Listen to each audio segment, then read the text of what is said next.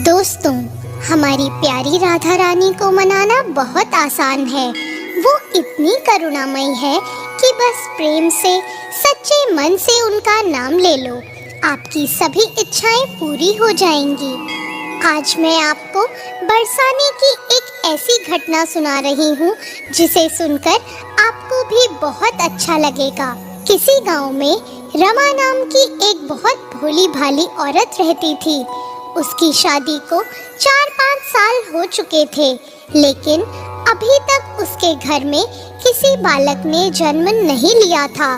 रमा और उसके घर वाले बच्चे के लिए बहुत तरसते थे। एक बार रमा के पड़ोस की 8-10 औरतें राधा अष्टमी के उपलक्ष्य में किशोरी जी के दर्शन करने बरसाने जा रही थी। उन लोगों ने रमा को भी चलने के लिए कहा। रमा खुश हो गई क्योंकि वह पहले कभी बरसाने धाम नहीं गई थी। रमा की सास ने उससे कहा कि किशोरी जी बहुत करुणामयी है, जा, शायद वो तेरी गोद भर दे। वो बहुत खुशी से 8-10 दिनों के लिए बरसाने जाने की तैयारी करने लगी, लेकिन शाम को अचानक उसके पैर में चोट लग गई। उसका पैर सूज गया। उसकी सास ने कहा कि फिर कभी चले जाना, क्योंकि वहाँ तो चलने का ज्यादा काम है, तुम कैसे चल पाओगी। पर रमा नहीं मानी। उसे लग रहा था कि बरसाने जाने पर क्या पता करुणामयी किशोरी जी मेरी गोद भर दे। रमा और उसकी सहेलियां राधे कृष्ण का जयकारा करते हुए मथुरा वृंदावन में श्री कृष्ण के दर्शन करते हुए बरसाने धाम पहुंची। मंदिर की सीढ़ियों पर रमा के पैर में लगी चोट के कारण वह धीरे धीरे चढ़ने लगी। उसने सबसे कहा, आप सभी जाओ, मैं आपको अटारी पर मंदिर के बाहर मिलूंगी, आप सभी वहीं मेरा इंतजार करना।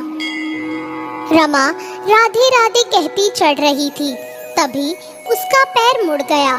वो गिरने ही वाली थी, लेकिन एक 7-8 साल की लड़की ने उसका हाथ पकड़ लिया और कहा, मैया संभल कर, कहीं गिर ना जाना। रमा घबरा गई। रमा ने उस लड़की को देखा और कहा कि बेटी, आज तो तुम ना होती तो मैं गिर ही जाती। लड़की ने कहा, अरे मैया, मैं ना गिरने देती आपको। जब भी वह लड़की रमा को मैया कहती तो रमा को बहुत सुकून मिलता। मैया शब्द सुनकर रमा की आंखों में आंसू आ गए। रमा बड़े प्रेम से उस लड़की से बातें करने लगी। रमा ने पूछा, बेटी तुम कहाँ रहती हो? लड़की ने कहा, मैया यही मेरा घर है, मैं तो यहीं रहती हूँ।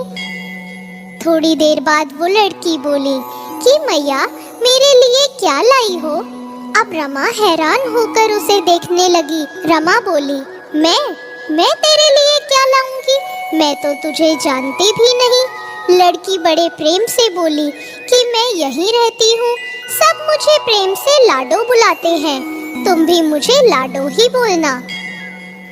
मैंने तुम्हें गिरने से बचाया है ना, तो तुम मुझे कुछ दोगी नहीं क्या? उसकी भोली भाली बातें सुनकर और मैया शब्द सुनकर रमा बहुत खुश हो रही थी। अच्छा बता, तुझे क्या चाहिए? मैं कल तुझे लाके जरूर दूंगी। अब तो मैं 8 दिन यही रहूंगी ना। राधा अष्टमी के दिन किशोरी जी के दर्शन के बाद ही हम सब जाएंगे। तो लाडो बोली, मुझे तो चूड़ी, कंगन, मेहंदी, घाघरा, चोली, माथे का टीका, गले का हार, बिछुए, पायल सब पसंद है, आप कुछ भी ले आना। तो रमा बोली, अच्छा सब लाके दूंगी। रमा बोली, लाडो अब मैं चलती हूँ, मेरी सखियाँ अटारी पर मंदिर के बाहर मेरा इंतजार कर रही हैं। लाडो बोली, चल मैया, मैं तुझे छोड़ाती हूँ, कहीं तुम फिर से गिर मत जाना।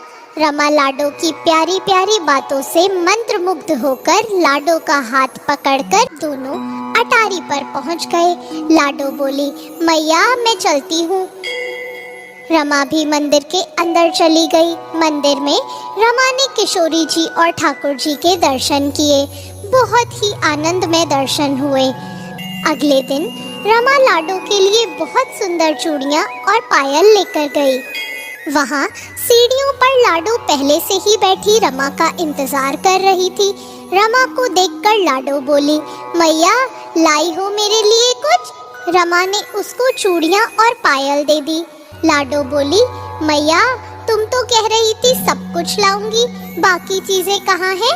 अरे मैं 8 दिन यही हूँ ना, मैं रोज तुझे कुछ ना कुछ लाकर दूंगी जिससे तू मुझे रोज मिलने के लिए आए। और अगर एक ही दिन में तुझे लाकर दे दूंगी ना, फिर तू भाग जाएगी, फिर नहीं आएगी मुझसे मिलने।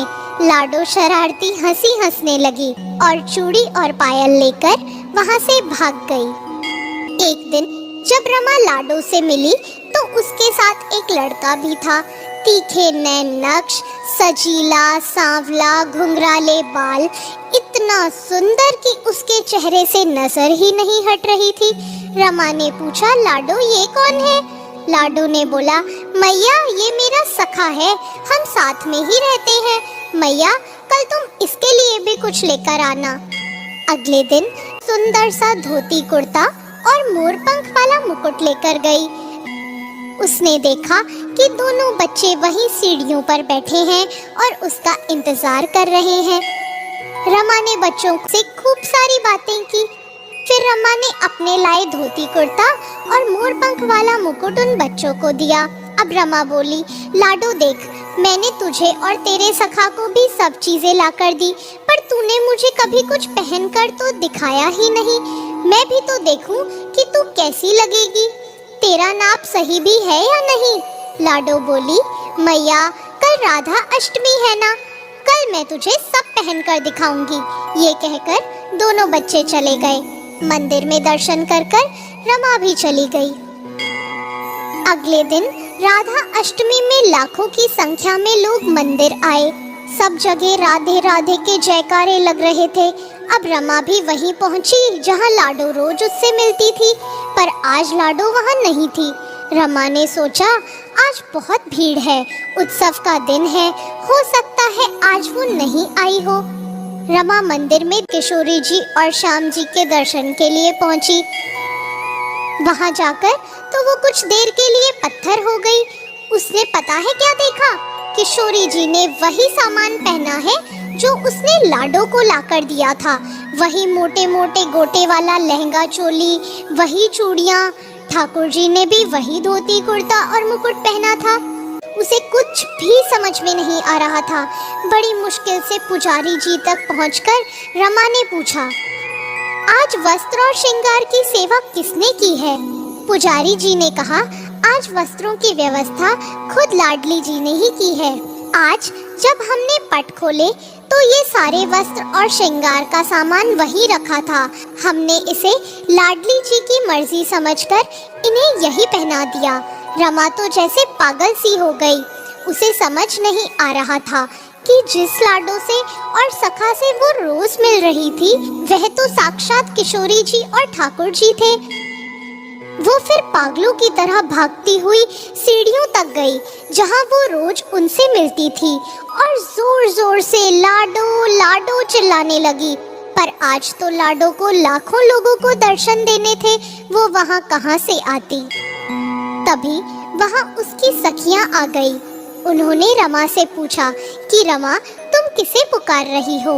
रमा ने सारा किस्सा उन्हें बताया। वो भी रमा के गोटे लगाए लहंगा चोली को पहचान गई, क्योंकि रमा ने उनके सामने ही उसे तैयार किया था। सब हैरान हो गए। रमा ने वापस घर जाने से मना कर दिया। रमा बोली, मैं घर नहीं जाऊंगी जब तक लाडो मुझसे नहीं मिलेगी। रमा की सास और पति भी उसे घर ले जाने आए, पर रमा उनके साथ भी नहीं गई। रमा अब भी उन सीढ़ियों पर रोज आकर लाडो की याद में आंसू बहाती और लाडो लाडो चिल्लाती। और जब शाम तक लाडो नहीं आती तो लाडो की याद में उसे इतनी पीड़ा होती मानो हजारों बिच्छुओं ने डंक मारा हो। उस पीड़ा का भी अपना ही आनंद था। ऐसा करते हुए रमा को 30 साल बीत गए। रमा कमजोर हो चुकी थी, बुढ़ापा हावी होने लगा था। एक दिन एक छोटी सी लड़की उसका हाथ पकड़कर अटारी पर उसे ले गई और बोली, मैया ये रही तुम्हारी लाडो। रमा की वही लाडो बाहें फैलाए उसे बुला रही थी। रमा बावरी सी हो गई। एक आखिरी हिचकी के साथ रमा वहीं गिर गई। ऐसा लगा मानो किशोरी जी ने रमा को नहीं, उसकी आत्मा को ही गले से लगा लिया हो।